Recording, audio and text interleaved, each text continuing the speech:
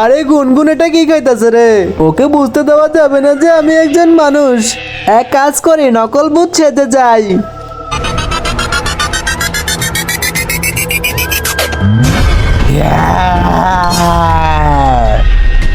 গুনগুন, এটা তুমি কি খাইতেছো?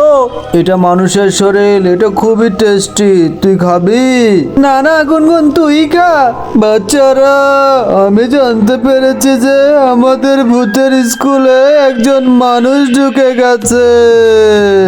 আমি ওকে খুঁজে বের করে ওকে কাঁচা খেয়ে ফেলবো। গুনগুন, তোর হাত উঠা। তুই তো ভূত, বসে যা। ডলি, এবার তোর হাত দেখা।